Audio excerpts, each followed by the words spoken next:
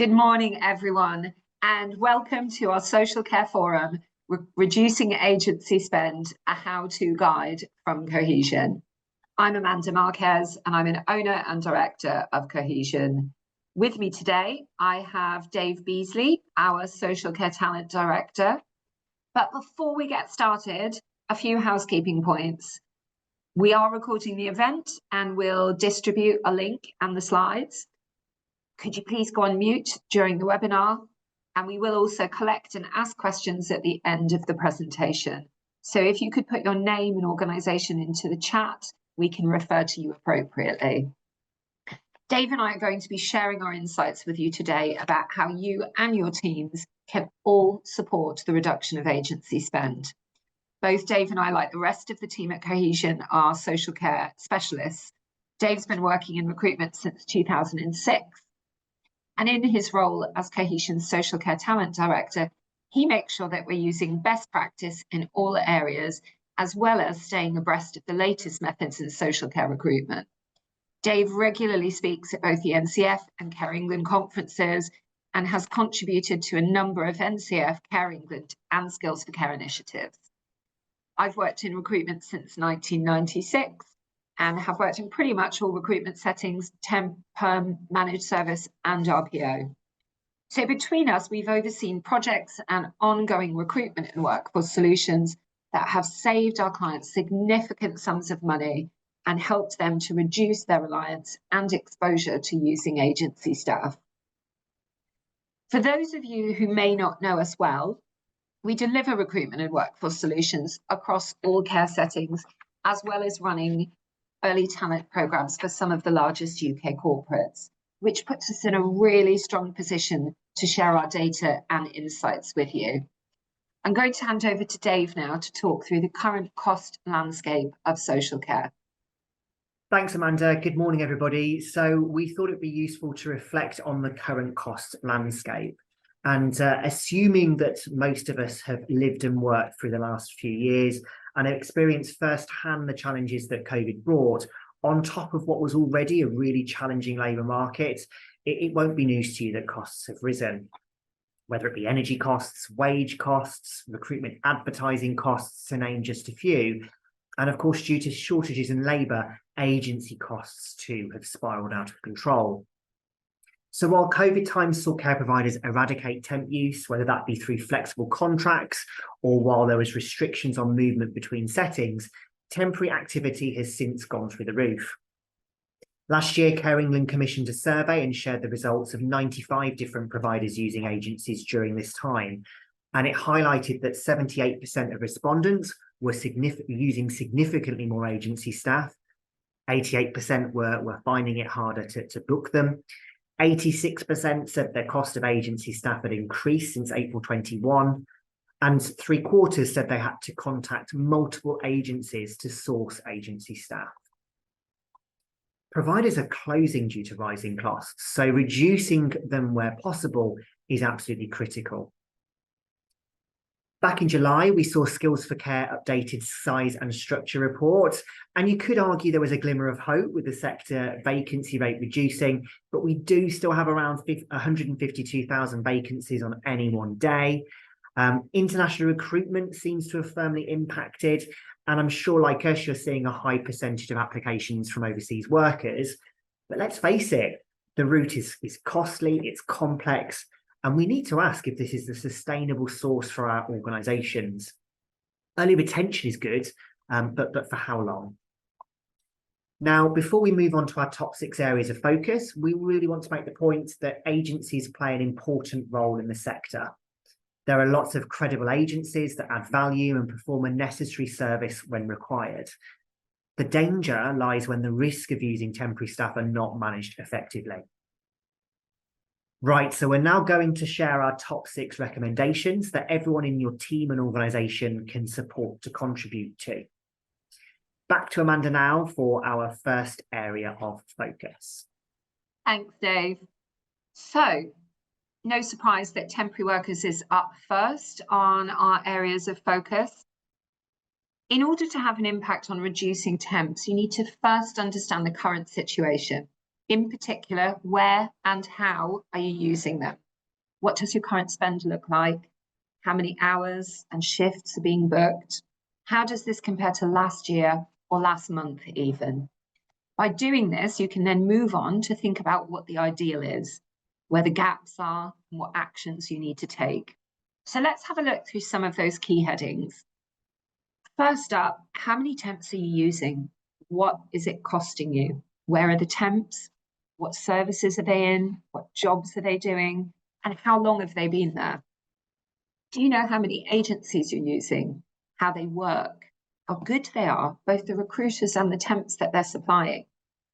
It's also really important to understand what hiring managers are saying. Why do they need temps? What are their challenges? And are they getting the right quality of temps that they need when they need them? So what should you do? First things first, begin with a data discovery, focusing on what you need to know.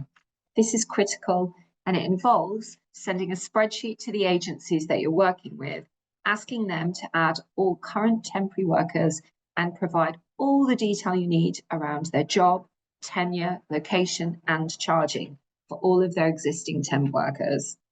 The purpose is to gather the detail contained within the overall hourly rate that's being charged, as well as to build a complete picture of temp use within your organisation. And you can also use this as an opportunity to make sure that the right compliance processes are being followed. There is potential risk in using agencies, and so knowing how to minimise your exposure is really important. A temp might be receiving £10.50 an hour, but in addition to that, there's workforce pension charge, there's the working time directive fee, we've got national insurance, agency margin, and of course VAT. So do be aware of the competition for workers in your areas of operation. Agencies will be making business decisions on where it's best for them to place the workers registered with them. So rates should take this into account, but you might find that you're paying a higher amount than you need to. And data discovery allows you to see whether commission is being applied, for example, as well as understanding where and how overtime rates come into the picture. In the last 20 years, we've seen some pretty creative charging. Understanding the data and charges in this way will also allow you to see where the easy savings are. So if, for example, one agency is charging 20% markup and another's charging 18%, possibly a saving there. Once you know this data, you can set both the pay and charge rates with the agencies you decide to use. Your hiring manager population are an important group of people, so we suggest engaging with them early and understanding what their experience is. Why do they need to use temps? How are they inducted? What are their biggest challenges? So do map your ways of working. How does approval work? Is the end-to-end process as absolutely efficient as it could be? This should include how you raise and fill shifts, how you approve timesheets, and even how you pay agencies. Often this is a big area of soft cost savings. So for example, one consolidated invoice every 4 weeks, made up of electronically approved timesheets, can be imported into your finance system, saves lots of time and resource. If you're using temps to cover vacancies, then as much as possible, do encourage temp to perm and temp to bank transfers.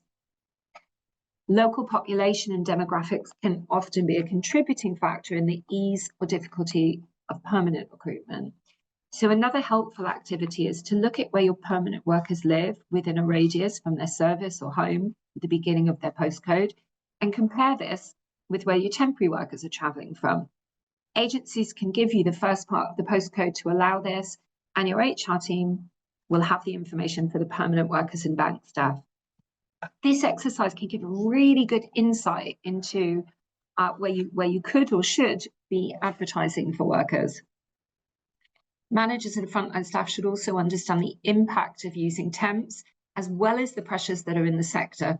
Skills for Care have some great information that you can use.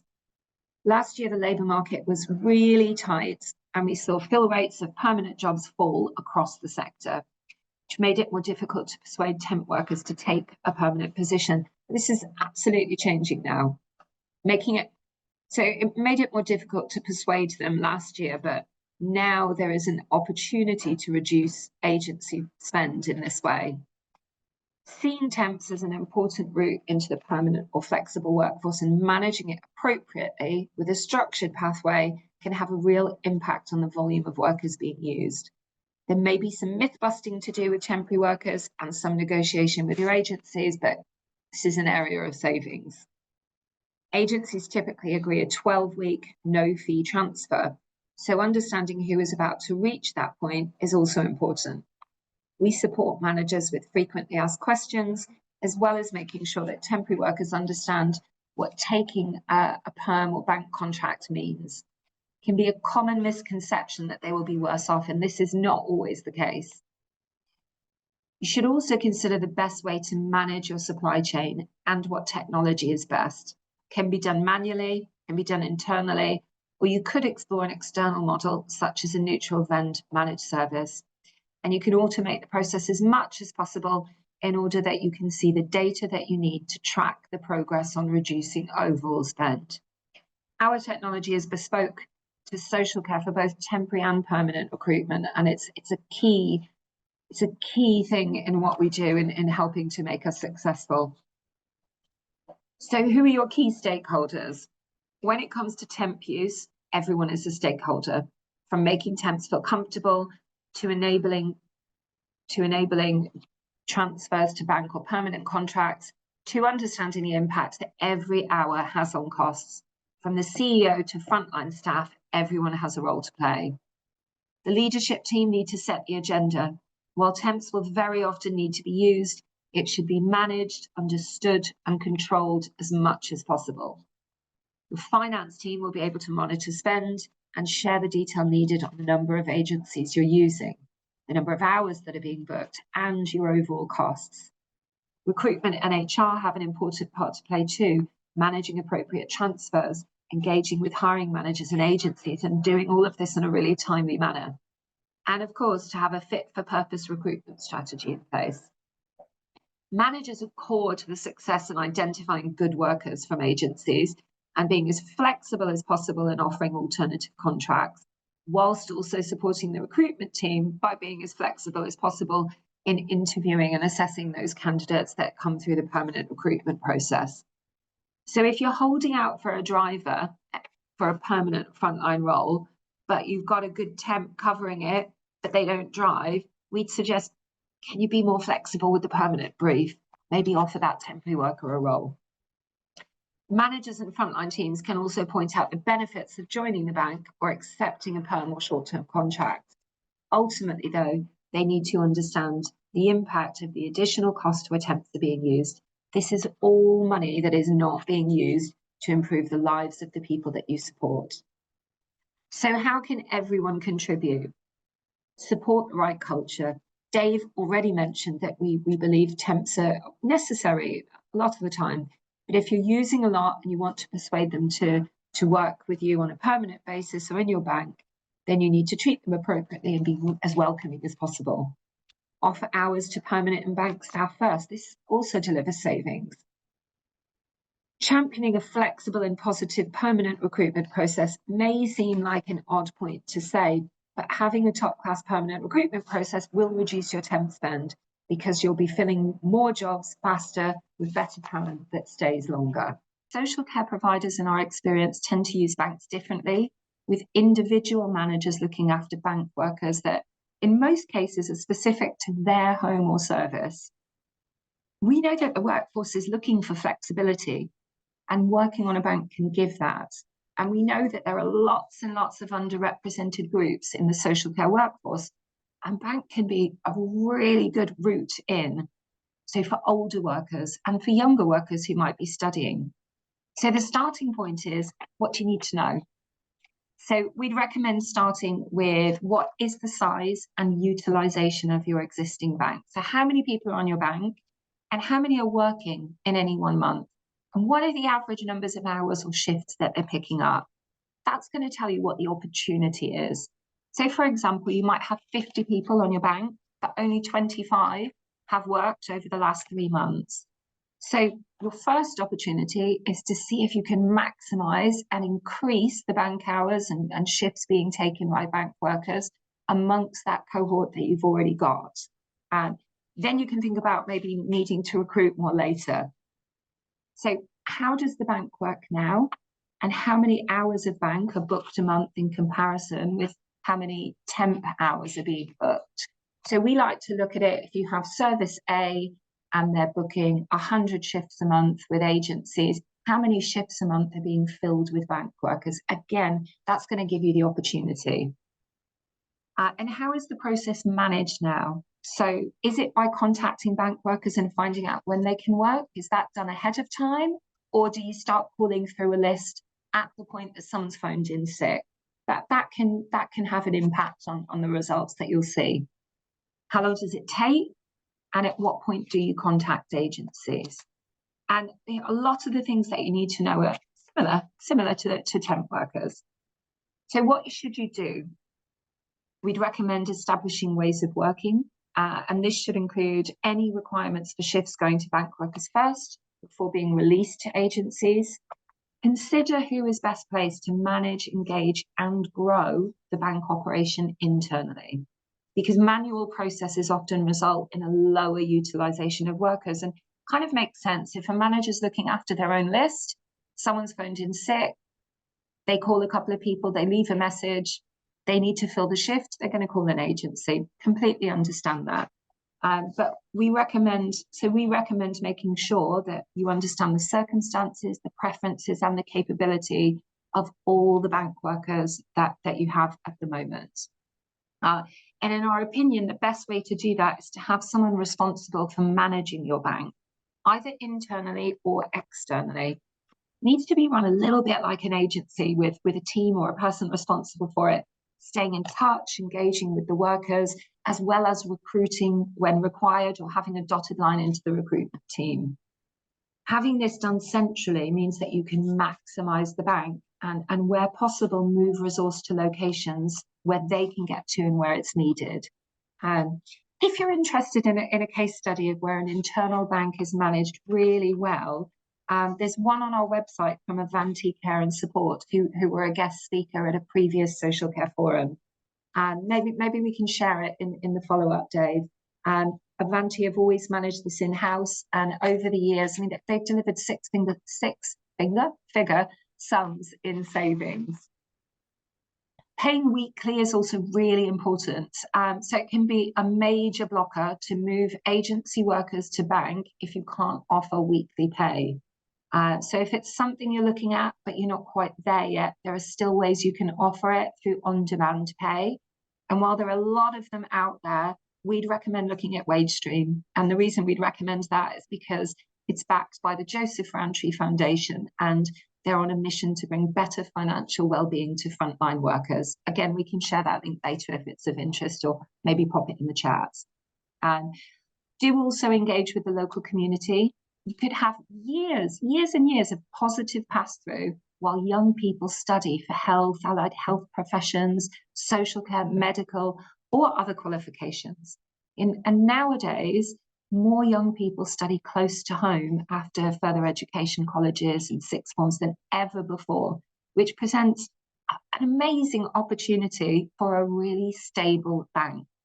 And while many of those people will eventually leave for their chosen profession, others will stay, having had experience of what social care has to offer. There's also a wonderful way, it's also a wonderful way of future-proofing your team whilst we see changes in the workforce. So we know that 25% of the current adult social care population in the UK is over 55, while the percentage of people under 24 is only 9%. And as we mentioned before, do explore with the agencies that you're using at what point they will give you a free transfer, i.e. somebody that's working as a temp to join your permanent team or to join your bank without a fee. Typically, that's at 12 weeks. So how can everyone in your organisation contribute? Buddy new starters, particularly if they're new to care. So Dave will be talking about targeted attraction later, but by way of an example, youth unemployment in London, I don't know how many people we have based or operating in London, it is extremely high. It's over 20%. I think it's 21%. So while this is an opportunity to future-proof, It also brings challenges because many young people have been left with a real crisis of confidence after COVID. So yes, there's an opportunity to engage with an underrepresented group, but it really needs to go hand in hand with supporting those people so they have a positive start, both in your organisation and within social care. Local networks can help. And so we'd recommend thinking about, does your local community understand what bank work can offer? Do you have maybe a public cafe in a service or somewhere else where you can promote opportunities, whether that's volunteering or bank or joining the permanent team? Are you harnessing the power of recommendations? Friends and family can be a really rich source of recommendations, and they may not want to commit to a permanent contract, but rather choose to work flexibly or pick up some shifts as and when it suits them.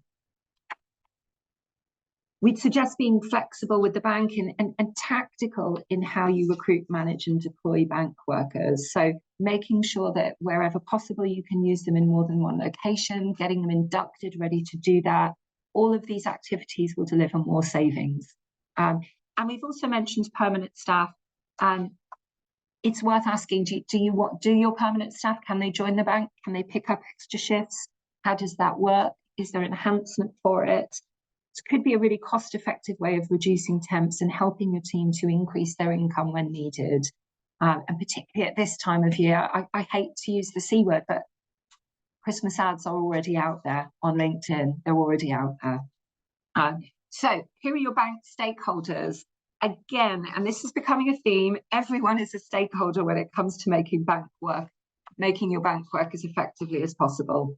So by understanding what the cost implications of agency workers are, the ideal situation is to have everyone, leadership, management, frontline teams and HR, working for your bank as attractive as possible.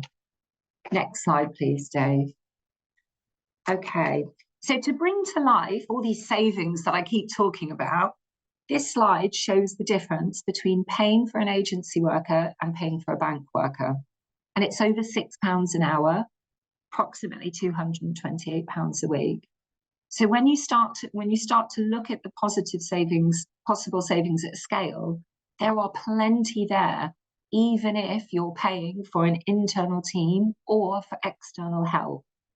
And if you're developing the bank wisely, it will not only save you hard cost savings, but it can also be a really good avenue to future-proof for the future amongst those challenges that we're facing. And let's face it, there's no one thing that's going to solve the crisis for social care. I read yesterday that the biggest council in Europe, Birmingham, are effectively bankrupt.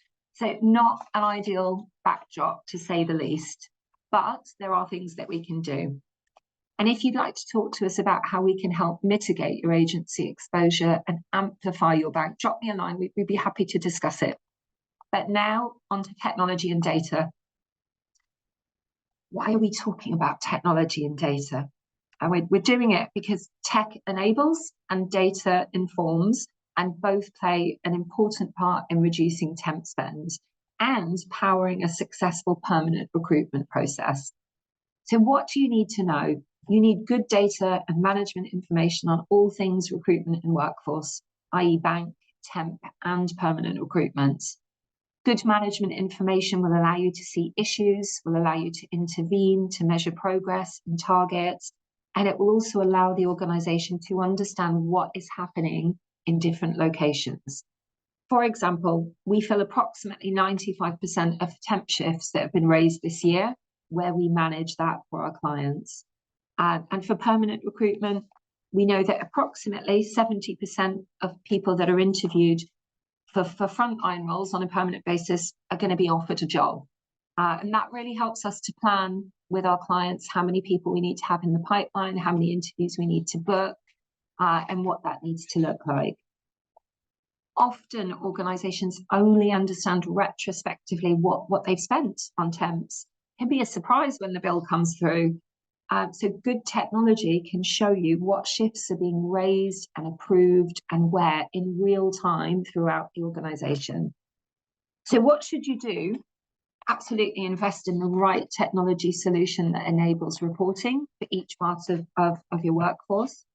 and consider what your measures of success are and track them constantly.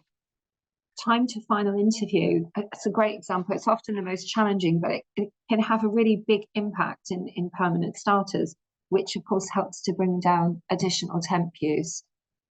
Review the recruitment journey for perm, for bank, and understand what it feels like to join as a new temp.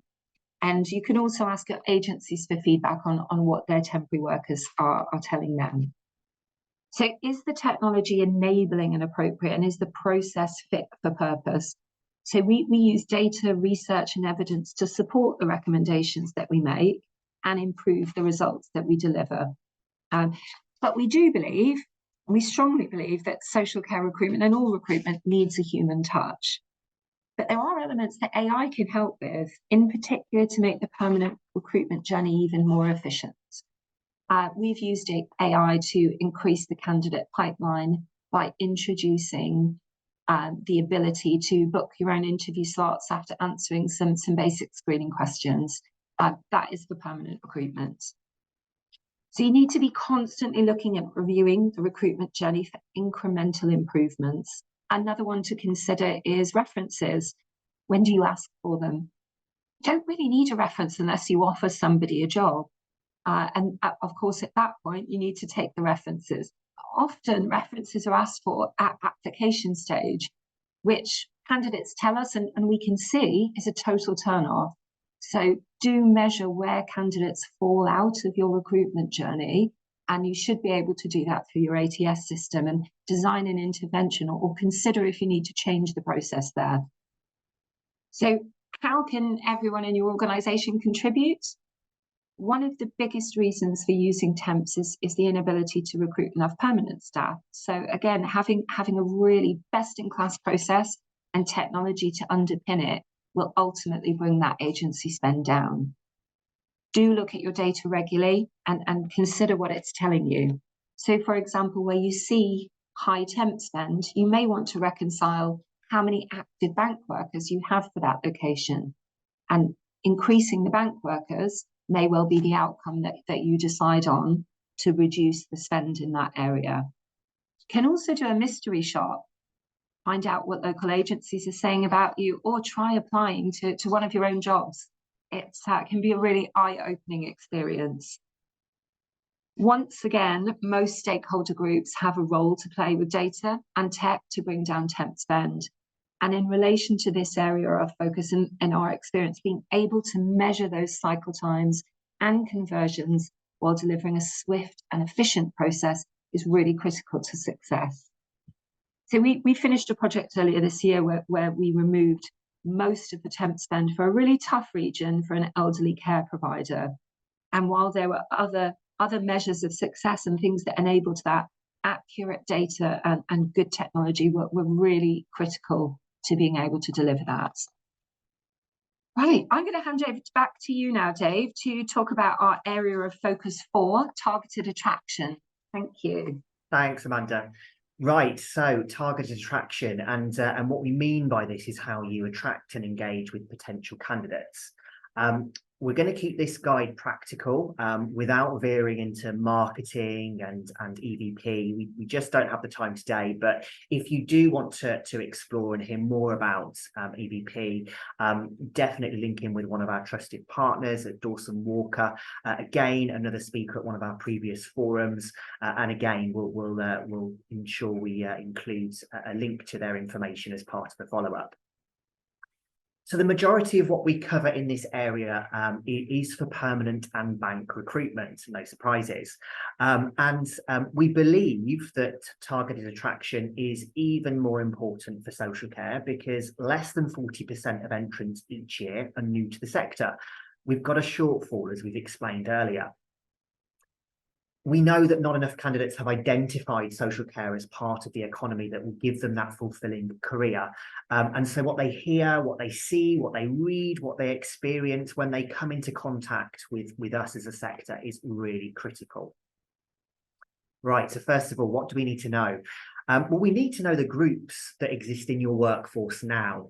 How do you compare to national figures that Skills for Care share every year? Gender, BAME, age, just to name a few.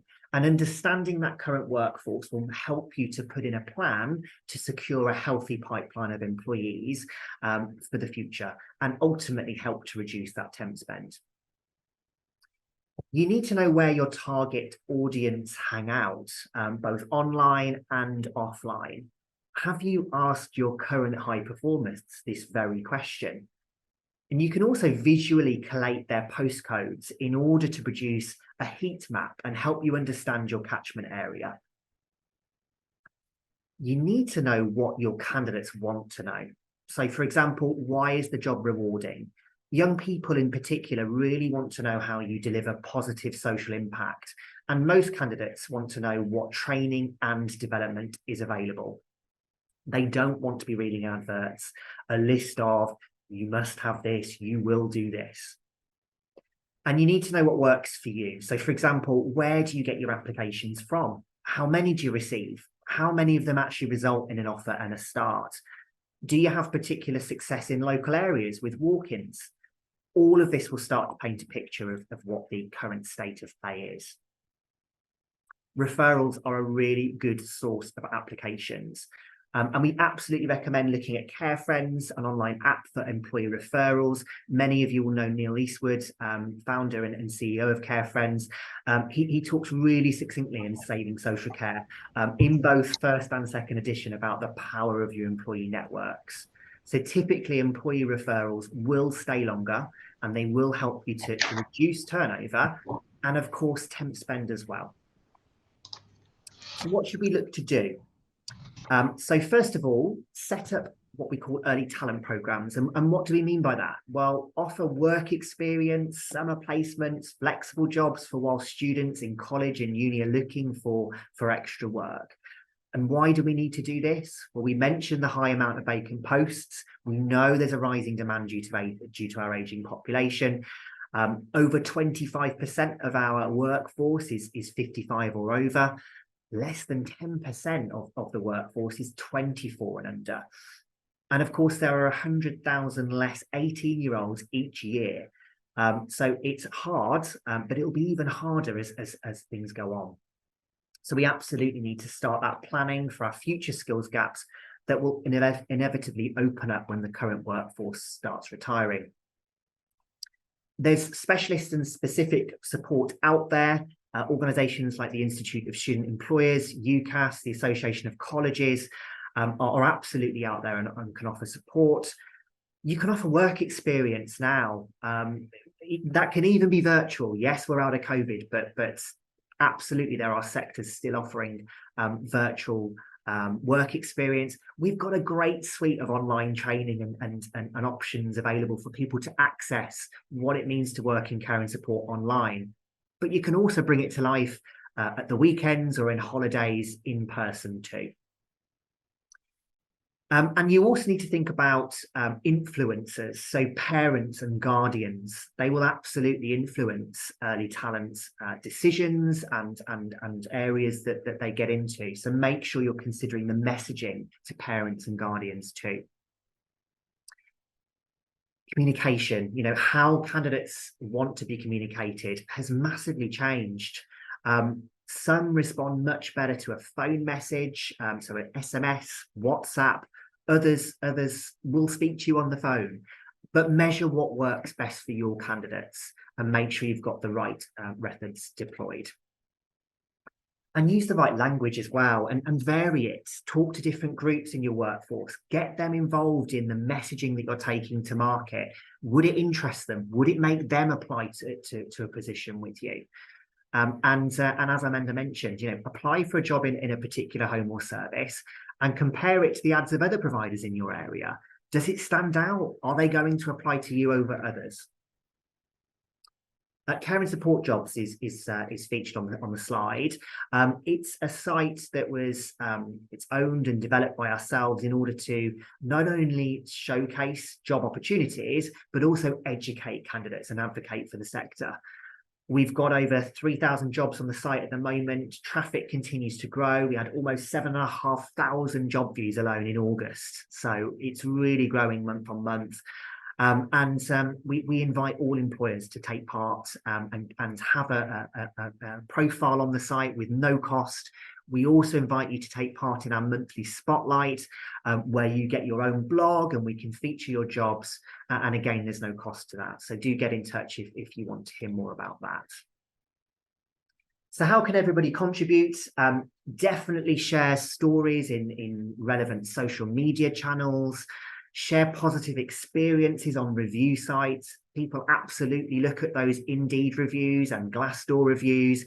Keep checking them, making sure your star employees are putting positive comments and reviews out there. Be an advocate, take part in local community activities. We've just had Care Home Open Week in the summer, great opportunity to hold recruitment events alongside opening the doors to your communities.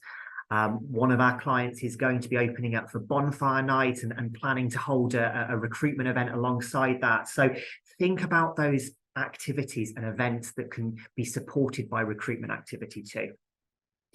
And of course, make sure friends and family are being recommended to consider a role as well. So when it comes to targeted attraction, in summary, understand your current workforce, understand the areas you operate in, maximize the channels that you're using, expand the reach of your brand, and that will in turn improve your permanent recruitment results and ultimately reduce your agency spend. And again, everyone is a stakeholder when it comes to targeted attraction. We mentioned Care Friends. This is the employer referral app. Well worth a look if you haven't already. And a picture to share with you. This was taken at the National Care Forum conference last year. And these are students from Harlow College. They're all studying health and social care. Most of whom are applying locally for universities to be social workers and nurses in the future. But guess what? They were all looking for part-time work in social care, where they could work in the holidays, full-time in the holidays, part-time when term times started. And guess what? They were all being turned away by our sector, which is just, you know, amazing to hear that that's still the case. And if we think about it, you know, yes, they're going on to go into social work positions or nurses in a healthcare setting in the future, if we don't keep them in social care. But there's still at least 3 to 4 years of positive pass through the sector that you can tap into whilst helping to deliver continuity of care and reduce that temp spend. So this is a real example on screen of how targeting specific groups can reduce your temp spend. And another example of how you can build a really diverse bank for the future. Number 5, retention. So you won't be surprised that retention is a feature of key area for us. The average turnover across UK sectors sits at around 15%. We all know too well that we're double that in social care. And of course, we don't necessarily want to retain temporary workers for longer than necessary in this capacity, but you need a retention plan in place for good workers that you want to convert. So much of this topic again is centered around really good permanent recruitment practice, because getting this right is key to reducing agency spend. So what do we need to know? Well, we need to understand our push and pull factors. What do people like about you? Why do they stay? What's going to make their heads turn? Now, an analysis that we recently conducted of a survey that we carry out with candidates applying to many social care providers across the country has shown that candidates are mostly only applying for jobs within social care. So 60% of respondents are only applying to positions in our sector. But that said, where they are looking elsewhere, a really high percentage are looking in healthcare settings too, which probably doesn't sound too surprising. But what does that mean? Well, if you're competing with healthcare settings locally, it's really important to understand the push and pull factors to make sure you're not losing great staff to those settings locally, because chances are they're going to be looking at those positions online too. You need to look at turnover, so specifically at your rates for overall rates, but also for your new starters in the first 6, 12 months, those that are new to care versus those that have worked in care previously. It's really useful also to drill down into your harder to fill locations. Do you know where it's harder to find and keep permanent or bank staff? Do you have a focus plan to make sure you're covering bases in these areas? And what should we be doing? Well, it goes without saying, we must understand why people are leaving and how people are settling in early to a new role in our organisations. Exit and retention interviews should be completed consistently. Stay interviews. These are a great tool specifically used to understand why somebody will stay with you. What do they want from you as an employer, from their role, from the training and development that you're offering? What's going to make them stay with your organisation? Mapping engagement points. So where are the points in the recruitment journey you expect dropouts? So, for example, we specifically mapped out a high-touch onboarding process because we know we're always going to have dropout post-offer, pre-start when you're collating compliance checks. So a high-touch onboarding process might include some really friendly and welcoming messaging, access to WhatsApp groups, employment surveys, text messaging, signposting to helpline numbers. And this can all be supported by various tools that exist out in the market. So the development report, which is available from a care-based online assessment tool that we supported to develop called Care Character. And what the tool does is it really hones in on the skills that need to be developed, and it aids discussion and early learning discussions into a new starter's role. Now, what we know is evidence that we've collected from thousands of retention interviews tell us that new starters want learning as early as 12 weeks into their new role.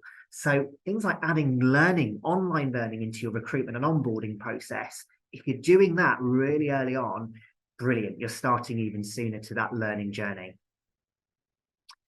Care Character can make a big difference in your recruitment process. So there's a report for the candidates to help them prepare for an interview. The manager receives a report to give them guidance and values-based interview questions. And there's also a report for people you support or family members. And where you deploy tools such as Care Character, you're going to see better recruitment conversions and outcomes. So we're reporting higher interview attendance, 97% in many instances where somebody completes the Care Character assessment, an increase in offer conversions at interview too. And ultimately, it looks at the potential of candidates against 7 care qualities. And these qualities will demonstrate the people that are more likely to be offered and more likely to stay with you as an organisation. Now, as we've said, temporary workers are a great asset, especially if you convert quality workers onto permanent or bank contracts. So when engaging with your agencies or your preferred supplier lists, make sure you're honest up front. You've got intentions that you want to consider direct contracts, and that, as Amanda mentioned earlier, you're looking at those terms and allowing for free transfer after 12 weeks. And as we said earlier, give your temps a positive experience. Make them want to transfer to permanent and bank contracts with you. What about those stakeholders? Exit and retention interviews for permanent staff, you get much more honest feedback when it's conducted by a third party. But of course, HR teams may play a key part in this in your organisation, which is great. Whoever's conducting them, make sure it's done in a timely fashion. Hold retention interviews at week 2, week 8. Exit interviews at the point they hand in their notice, or sooner if we're doing stay interviews. Make sure you can make a save. And if you're a hiring manager yourself, stay interviewing, as we say. Generally being accessible is really important from the data that we've looked at. And of course, the leadership team do have a key role to take when it comes to retention too. Make sure everybody understands why people are leaving and create those strategies to make a difference. And how can everybody contribute? I think we've mentioned buddy programs already today. Not only helps new starters, but it gives the buddy responsibility. We often find the buddy gets a lot out of being a buddy too. We hire care and support staff, so let those skills shine. Let them help and support the people that you're recruiting. Extend it to your temporary workers as well. Are they coming on site with you for the first time? Do they know who to look out for? Who's that person in your team who's going to guide and support them when it's the first time they're on site with you? All team members have a part to play in onboarding. Quick message or a call to say you're looking forward to them joining, inviting them to a social event, whatever you can do to make it happen, it can really make all the difference. And as we said, sometimes just signposting to information that you know they want to access. Things like well-being support, really topical and things that people want to hear about. And we know this can sound a lot of hard work. You know, we get that, but it does pay off. And whether you operate one home or 100 homes, don't cut corners. It's important, whatever your size. And actually, you could argue that if you are a smaller provider, you could find it more easier to implement a consistent approach to. Right, well, we could talk about retention all day. I'm looking at the clock and realise we just don't have that time. So that's why in just a month's time, we will be holding another online event all about retention. So this is an invitation to you all now to join us on the 12th of October. And we'll be sharing what we found from our analysis of thousands of current exit and retention interview data. This is genuinely one of our favourite events that we hold throughout the year at Cohesion. It's a really interesting data set. It's really insightful, and we don't often have access to that data across the sector. So we really hope that you can join us for that. Number 6 is flexibility, another word we use a lot at Cohesion. And what we mean by this is, I guess, 2 key areas. Flexibility in the offering, your job itself that's on offer, but also flexibility in your recruitment process, how you engage and how you onboard people. Again, no surprises, this features heavily in your permanent recruitment process. But that said, it can be applied to temps too, for better outcomes. So what do we need to know? A lot of organisations say that they are flexible. It's a great message to put in our adverts, right? Well, yes, it is, but only if then you really are flexible. And in our experience, it's not always easy to be flexible and make this happen, as much as we like to all shout about how flexible we are. So consider your ratio to part-time to full-time staff. Part-timers can be a great audience, great resource. Job sharers, offering extra hours, as we've mentioned. If you're made up of all full-time workers, probably missing a trick. Likewise, if you're only looking for drivers because it's a hard to get to service, we get it. But if you're being really rigid in those areas and you're not offering things like support with transport, or you're really rigid with your shift patterns and not being flexible here, you are missing a trick. And we know that most people we recruit come from within social care, but we also know that really needs to change because of our ageing workforce that we've talked about and increasing demand. So new to care employees must have a good experience with you. Are you tempting out of sector applications? And when they do come and join you, are you going above and beyond to look after them? Amanda mentioned it, and I'm going to mention it again. Retail are already doing this, and they're already recruiting for Christmas. Their campaigns are live, and guess what? They're tempting our workers to come and join them now. So make sure you're on that as soon as you possibly can. You also need to know how long your recruitment process is taking. Are you flexible in the interviewing availability that you're offering? Do you make an offer right at the end of the interview? Don't wait for somebody to leave your interview and call them a day, 2 days, 3 days later. You're going to lose them. And what should you do? Flexibility helps broaden that pipeline. So again, be as flexible as possible, recruit part-timers. Where people are really winning the race is where they're asking candidates in their recruitment process, what are you looking for? Understanding what they want and offering it, whether it be on a permanent or a bank basis, really will help. And as I say, you know, we know this isn't easy. It can be hard. So make sure everybody understands that importance of flexibility and the impact it can have on permanent recruitment and agency spend. Respond to candidate queries, calls and emails really quickly. No surprises, they're applying elsewhere. and you will lose them if you're slow to respond. Get those interview dates booked in the diaries, kickstart the onboarding process immediately and keep them updated about any delays with DBS checks, etc. Get that contract and offer paperwork out as swiftly as you can. Now, you might say that you follow values-based recruitment practices. We've all talked about it for many, many years in social care, but are you practicing it at every stage of the journey? Or when somebody comes along to interview, are they suddenly asked a question that they're just not going to be able to answer because they don't have any experience? So look at every stage of your recruitment process and make sure it reflects a values-based approach. If somebody comes along in for an interview and they're perhaps not the right fit for your service or setting, where else can they be considered with the organisation if you have other services?